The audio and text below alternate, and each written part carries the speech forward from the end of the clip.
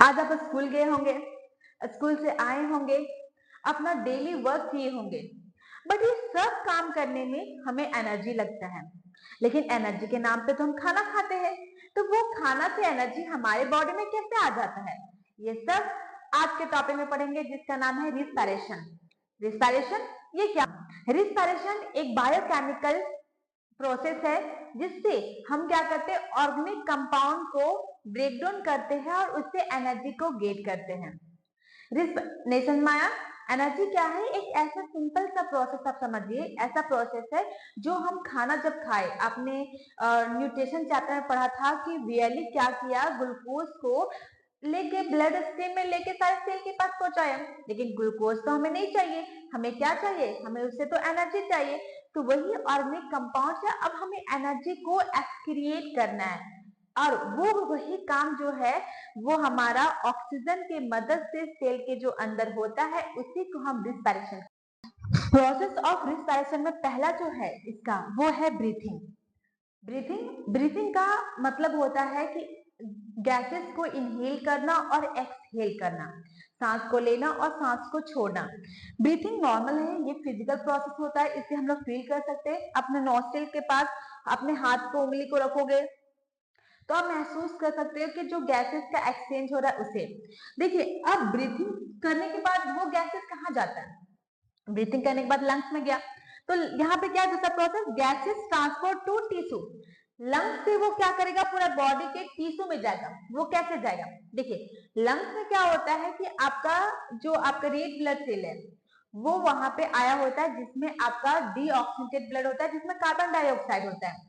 वो गैसेस को एक्सचेंज करेगा, कार्बन डाइऑक्साइड को उसमें डालेगा और ऑक्सीजन वापस लेगा, और वापस वो क्या करेगा, आपके बॉडी में भेजेगा।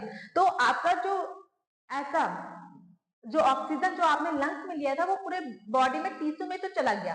अब टिश्यू के बाद टिश्यू रिस्पायरेशन है, ठीक है, टिश्यू में पहुंच गया। टिश्यू के बाद आप क्या करना है, उसको सेल में पहुंचाना है, क्योंकि सेल में ये प्रोसेस होगा। तो टिश्यू के बाद क्या होगा, टिश्यू में कहा जाएगा, आर्टरीज से जाएगा, आर्टरीज ब्रेक डाउन होगा कैपिलरीज में, और कैपिलरीज जब आएगा, देखिए आर्टरीज है, आर्टरीज में क्या होता है, फिर इसके बाद यहाँ पे ये कैपिलरीज है, ठीक है। तो ये कैपिलरीज का बात करेंगे, तो यहाँ पे हमारा सेल है इसमें। तो सेल क्या करेगा, यहाँ पे ये जो गैसेस है वो डिफ्यूजन की मदद से क्या करेगा, इसमें ऑक्सीजन अंदर घुसेगा और इससे कार्बन डाइऑक्साइड बाहर निकलेगा। तो ये आपका टिश्यू रिस्पायरेशन हो गया। टिश्यू रिस्पायरेशन मतलब कि आपका जो गैसेस था वो सेल तक पहुंच गया।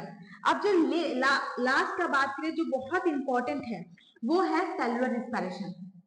सेलुलर रिस्पायरेशन में ही हमें क्या होगा, अब वो जो ग्लूकोज था उससे वो एनर्जी मिलेगा। वो जो लास्ट प्रोसेस जिससे हमें एनर्जी करना है, लेना है, उसी को हम सेलुलर रिस्पायरेशन कह रहे हैं। देखिए, सेलुलर रिस्पायरेशन का दो पार्ट है, पहला है एरोबिक रिस्पायरेशन और दूसरा है anaerobic respiration. Aerobic respiration, aerobic respiration क्या होता है? एरोबिक रिस्पायरेशन जो है वो है कंप्लीटली ब्रेक डाउन करना ग्लूकोज को in the presence of oxygen, किसमें? कार्बन डाइऑक्साइड में, वाटर में और एनर्जी में। देखिए, ग्लूकोज हो गया, ग्लूकोज को हम कंप्लीटली ब्रेक डाउन करेंगे in the presence of oxygen, किसमें? कार्बन डाइऑक्साइड में, वाटर में और एनर्जी में। इसी को एरोबिक रिस्पायरेशन कह रहे हैं। यहाँ पे जो एनर्जी है वो बहुत ज्यादा फॉर्म में निकलता है। नेक्स्ट है एनारोबिक रिस्पायरेशन। देखिए, एनारोबिक कहते हैं, क्या आपने कभी ऐसा फील किया होगा कि जब आप कभी अचानक रनिंग कर लेते हैं या हैवी वर्कआउट कर लेते हैं, तो आपके मसल्स में पेन होने लगता है अगले दिन? ऐसा क्यों होता है? ऐसा इसलिए होता है कि जब हम लोग कोई अचानक कोई काम करते हैं जो थोड़ा सा ज्यादा एनर्जी जरूरत होता है उसमें, तो उस प्रोसेस में हमारा जो सेल है वो क्या कर देता है, एनारोबिक रिस्पायरेशन कर देता है। क्या होता है एनारोबिक रिस्पायरेशन? मतलब कि वो ग्लूकोज को ब्रेक डाउन कर देता है in the absence of oxygen या लैक ऑफ ऑक्सीजन में। जब वो ग्लूकोज को ब्रेक डाउन कर देता है, तब आपका जो ये ग्लूकोज है, इससे क्या बनता है, इससे आपका ये एब्सेंस ऑफ ऑक्सीजन की बात करें, तो ये एब्सेंस ऑफ ऑक्सीजन में क्या तोड़ देता है, ये कार्बन डाइऑक्साइड में, एनर्जी में और आपका लैक्टिक एसिड में तोड़ देता है। और यही लैक्टिक एसिड के कारण आपके बॉडी में क्या होता है, क्रैम्प होना शुरू हो जाता है, वो दर्द होना शुरू हो जाता है। वो इसलिए हुआ क्योंकि आपका ये क्या कर दिया था, क्योंकि बहुत ज्यादा एनर्जी की जरूरत थी उस समय और तुरंत सफिशिएंट अमाउंट ऑफ एनर्जी मिल नहीं पा रहा था, तो आपके सेल, आपके मसल्स ने क्या किया, वहां पे एनारोबिक रिस्पायरेशन किया। इट मींस ग्लूकोज को ब्रेक डाउन कर दिया in the absence of oxygen, इसलिए ये क्रैम्प आ गया। देखिए, अभी तक हमने प्रोसेस ऑफ रिस्पायरेशन अच्छे तरीके से समझ लिया कि वो किस तरीके से ये चारों प्रोसेस में जाता है। अब जो हम आगे जो पढ़ेंगे वो सेलुलर रिस्पायरेशन के अंदर जाएंगे अब, और वो है mechanism of respiration. Mechanism of respiration दो प्रोसेस में जाता है, ग्लाइकोलाइसिस में और क्रेब्स साइकिल में। देखिए, ग्लाइकोलाइसिस में क्या होता है, ग्लाइकोलाइसिस में आपका जो ग्लूकोज है, जो 6 कार्बन के मॉलिक्यूल्स है, वो साइटोप्लाज्म में ब्रेक डाउन होता है, किसमें, 3 मॉलिक्यूल्स ऑफ कार्बन में, जिसको पायरुवेट भी कहते हैं। अब ये यहाँ पे ये जो मॉलिक्यूल्स का ब्रेक डाउन हुआ 6 से 3 में, वो साइटोप्लाज्म में हुआ। अब डिपेंड करता है कि आपके पास ऑक्सीजन कितना है। ऑक्सीजन नहीं है तो क्या होगा, अगर ऑक्सीजन है लेकिन कम है तो क्या होगा, अगर ऑक्सीजन की मात्रा भरपूर है तो क्या फॉर्मेशन होगा, ये सब आगे पढ़ेंगे। देखिए, अब पायरुवेट में 3 कार्बन मतलब 3 कार्बन मॉलिक्यूल्स में ये ब्रेकडाउन हो गया ग्लूकोज का। पहला, अगर वो ऑक्सीजन आपके पास है ही नहीं, ऐसे बहुत सारे मॉलिक्यूल्स करते हैं जो एब्सेंस ऑफ ऑक्सीजन में रिस्पायरेशन कहते हैं, जो धरती के नीचे या ऐसी जगह पे होते हैं जहां पे पानी, जहां पे ऑक्सीजन है ही नहीं, तो उस कंडीशन में यहाँ पे जो आपका कर रहा है वो एब्सेंस ऑफ ऑक्सीजन, जैसे ईस्ट का बात करते हैं, वो क्या फॉर्मेशन करता है, ethyl alcohol carbon dioxide energy की फॉर्म करता है। अगर लैक ऑफ ऑक्सीजन में, जैसे मैंने अभी आपको बताया था एनारोबिक रिस्पायरेशन में, तो लैक ऑफ ऑक्सीजन में जैसे मसल्स के सेल में होता है तो लैक्टिक एसिड और एनर्जी की फॉर्मेशन होता है, और वही लैक्टिक एसिड के कारण हमें क्रैम्प होता है, दर्द रहता है। और तीसरा है प्रेजेंस ऑफ ऑक्सीजन, अगर भरपूर मात्रा में हमें ऑक्सीजन मिलता है तो वो कार्बन डाइऑक्साइड, वाटर और एनर्जी में ब्रेक होता है। आई होप आपको मैकेनिज्म ऑफ रिस्पायरेशन समझ आया होगा। अब नेक्स्ट हम पढ़ेंगे रिस्पायरेशन इन ह्यूमन बीइंग। देखिए, सबसे पहले है यहाँ पे नेसल पैसेज, जो आपको बाहर से भी दिखता है, हमें बाहर से बस नेसल पैसेज ही दिख पाता है। ये 2 नॉस्ट्रिल, आपका जो सबसे ऊपर का पार्ट होता है वो नॉस्ट्रिल कहलाता है। इसके अंदर का जो अगर बात करेंगे, जो पासेज है उसको नेसल पैसेज कह रहे हैं।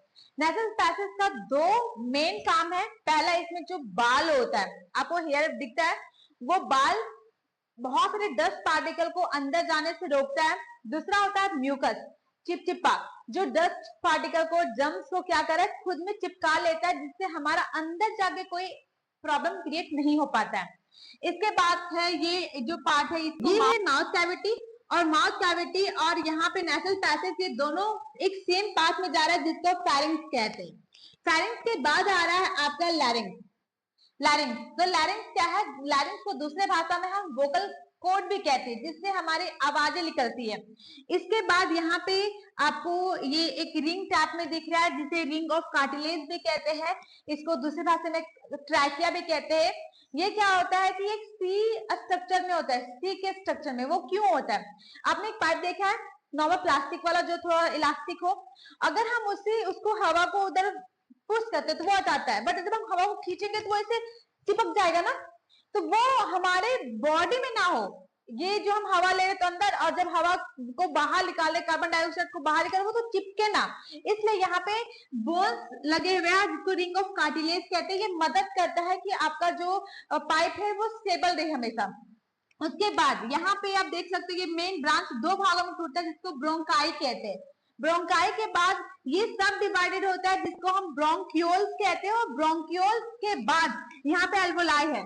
एल्वोलाई, एल्वोलाई में ही देख सकते हैं बैलून लाइक स्ट्रक्चर होता है, जहां पे क्या होता है कि आपका गैसेस का एक्सचेंज हो पाता है। जैसे इसको देख सकते हैं, ये इसका जूम आउट है, ये यहाँ पे इसका क्या कह सकते हैं, ये आपका एल्वोलाई एयर स्पेस है, और यहाँ पे क्या हो रहा है कि एक्सचेंज हो रहा है, ये कार्बन डाइऑक्साइड, सपोज करते हैं कार्बन डाइऑक्साइड का मॉलिक्यूल से ऑक्सीजन का है, तो ये डिफ्यूजन की मदद से क्या होगा, ये एक्सचेंज होगा गैसेस, और यही एल्वोलाइन में ये प्रोसेस होता है। तो इस तरीके से हमारा क्या हो रहा है, गैस का जो एक्सचेंजेस होता है वो लंग्स में होता है। और आई होप आपको ह्यूमन लंग्स के बारे में अच्छे से समझ आया होगा।